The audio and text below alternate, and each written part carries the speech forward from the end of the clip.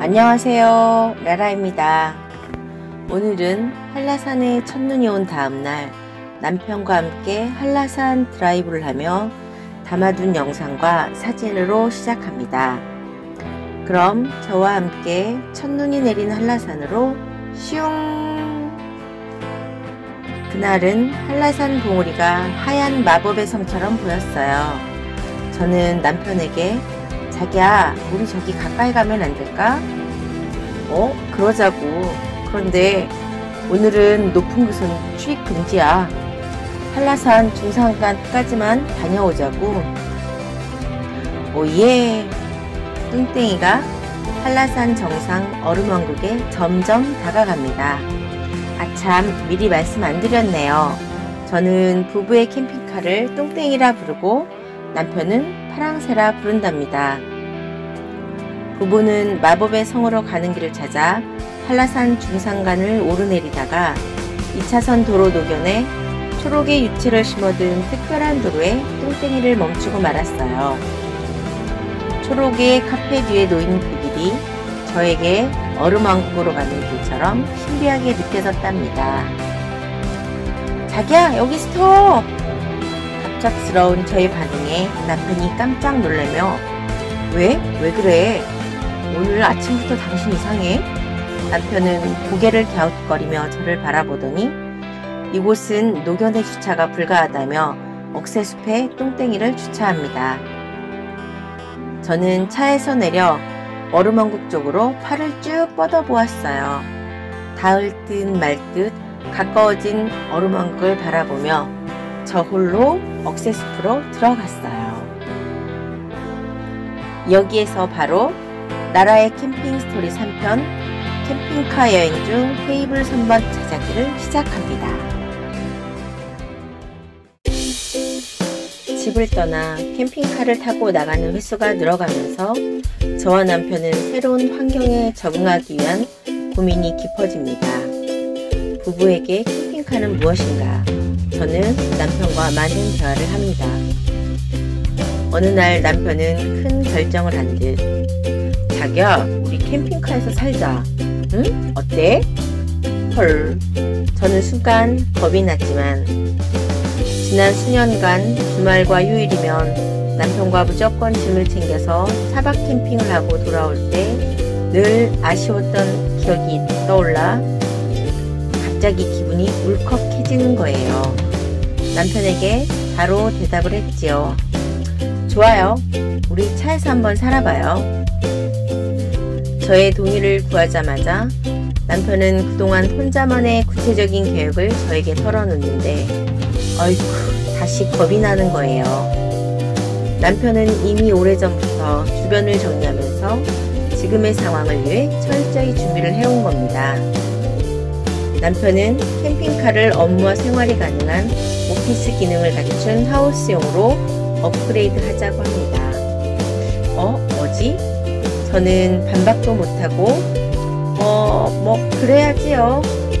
그날 쓱 남편이 저에게 내미는 계획서가 저에게는 견적서로 보였답니다.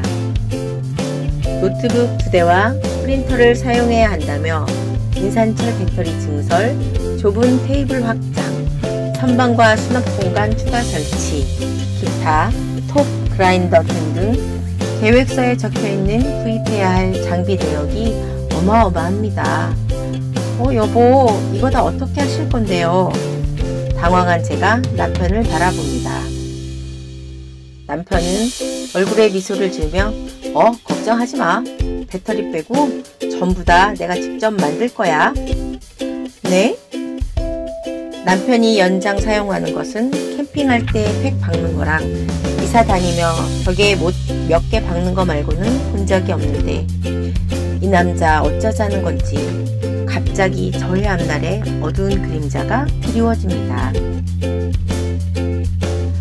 그날 남편은 저의 페이스오프에는 아랑곳하지 않고 분체만체 집과 사무실에서 쓰던 장비를 차 안으로 고고.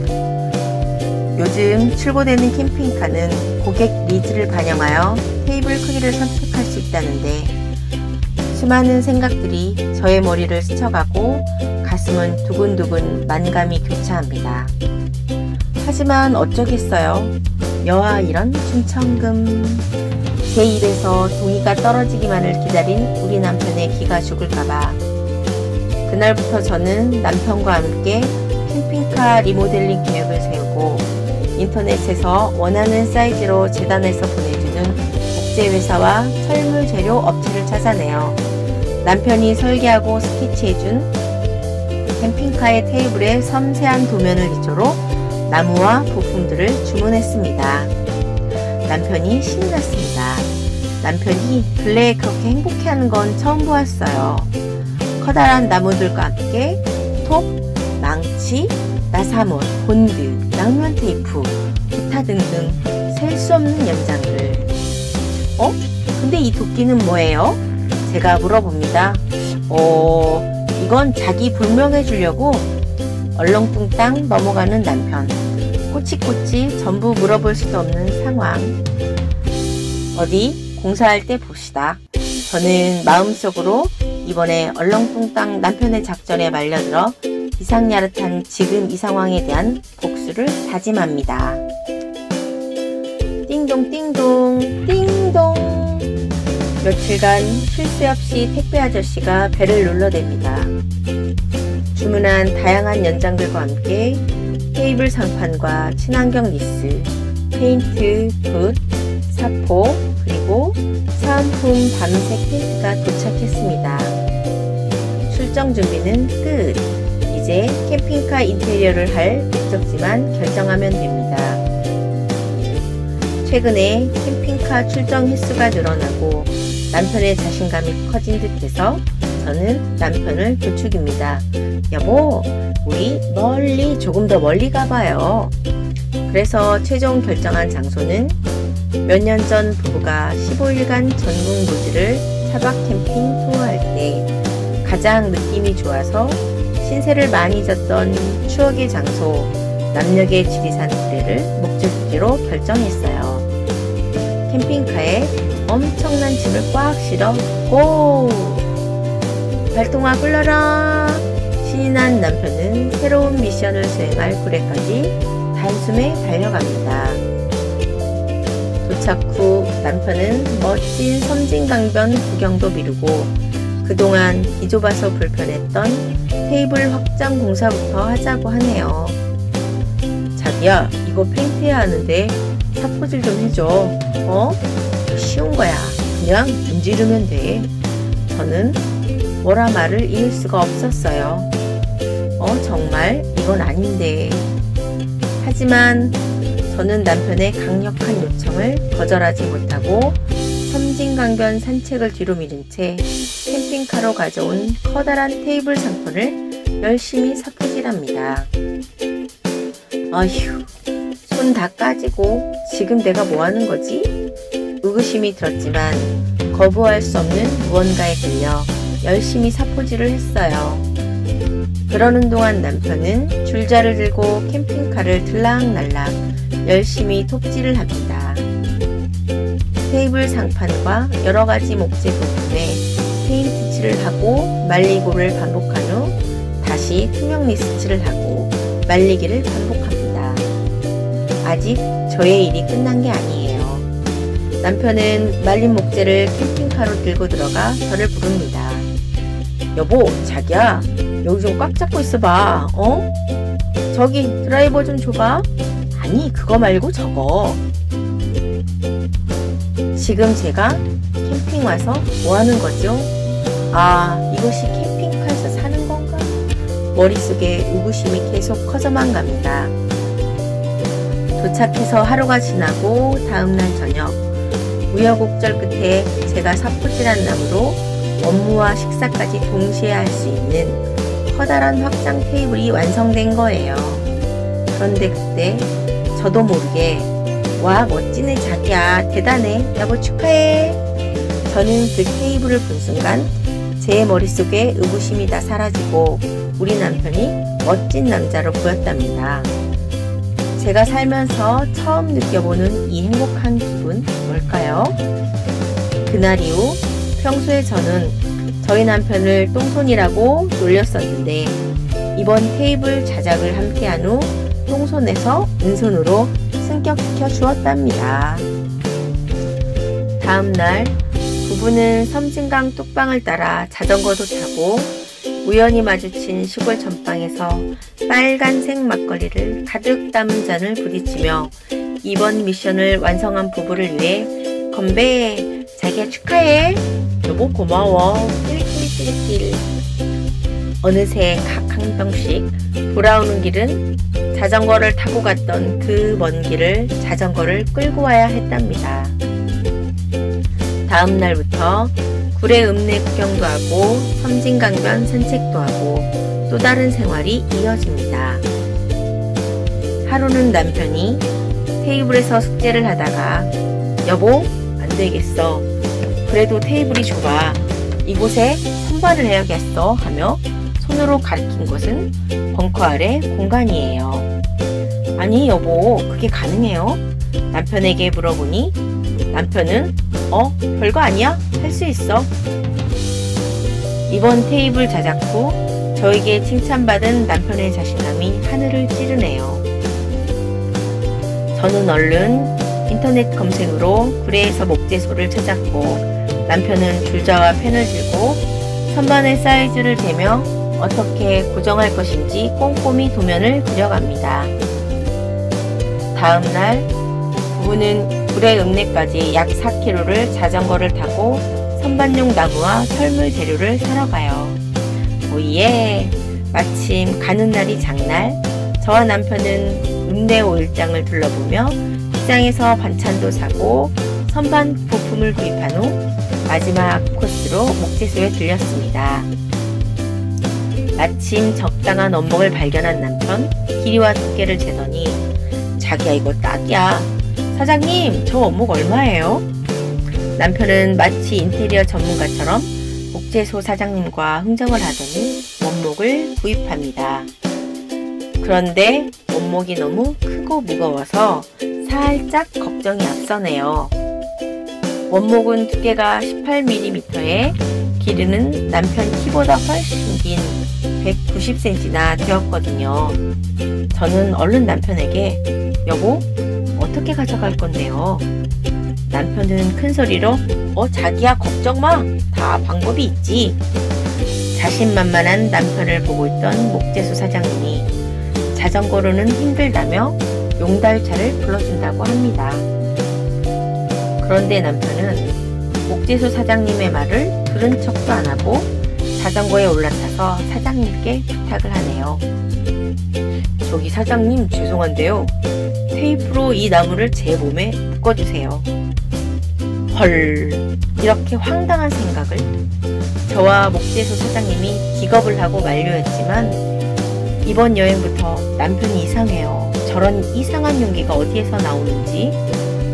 막무가내 남편을 두 사람이 이기지 못하고 목재소 사장님이 테이프를 가져와서 원목을 남편 몸에 칭칭 감아주었어요. 맙소사. 구례 장날 목재소를 나서니 지나가는 사람들이 무슨 구경이 난 듯 부부에게서 눈을 떼지 못합니다. 저는 창피해서 혼자 자전거를 몰고 앞서 달려가는데 뒤따라오는 남편이 부르네요. 자기야 같이 가. 못 들은 척 한참을 달리다가 뒤돌아보니 남편이 골목으로 들어가네요.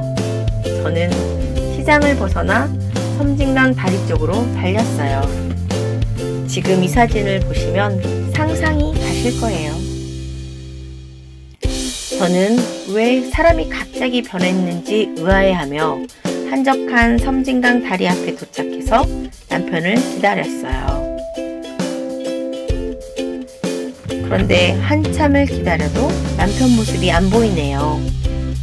대로를 뒤따라오던 남편이 샛길로 빠지며 저보고 따라오라고 했지만 사실 너무 창피해서 잘됐다 싶어 혼자서 여기까지 달려왔거든요. 그런데 기다려도 남편이 안 오니 넘어졌나? 무슨 일이 생겼나? 안절부절. 다시 돌아가려고 막 자전거를 돌리는데 멀리서 남편이 나타났어요. 원목을 하나씩 몸에 묶은 채로 후하하하 저는 빵 터졌어요. 그 모습에 정말 웃음이 났지만 웃음을 꾹 참고 정색을 하며 남편에게 왜 이리 늦었어요? 엄청 걱정했는데 원망의 투정을 합니다. 남편 말씀 그게 그만 조금 창피해서 빨리 가려고 골목으로 들어갔는데 한참을 달리니 막다른 골목이었어.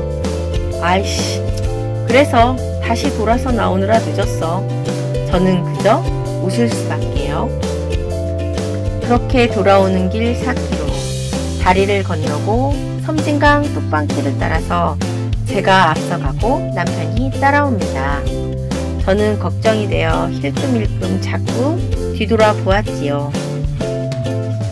우여곡절 끝에 다행히 사고 없이 남편과 저는 정박지에 도착했습니다. 도착하자마자 남편이 진지합니다.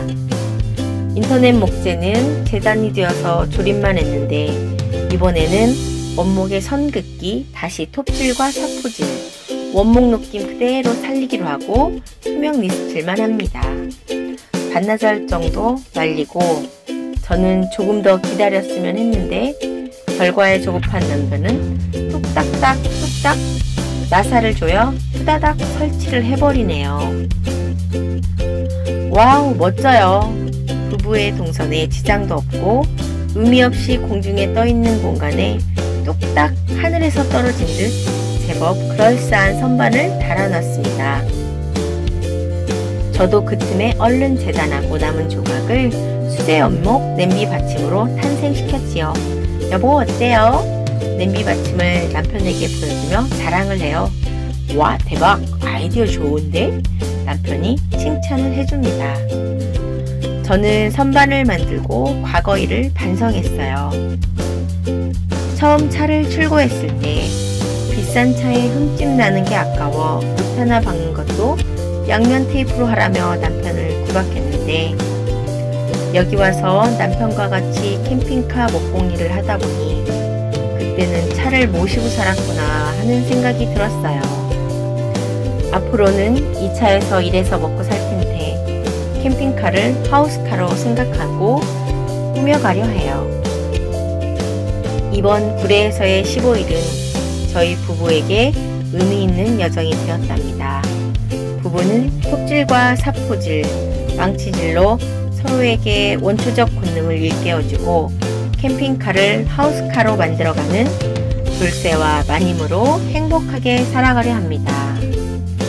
여기까지 나라의 캠핑 스토리 3편 캠핑카 테이블 선반 자작기였습니다. 부부의 캠핑 스토리는 계속됩니다. 다음 편은 캠핑카 전기 업그레이드 이야기입니다. 기대해도 좋아요, 구독 꾹 눌러주세요. 감사합니다. 안녕.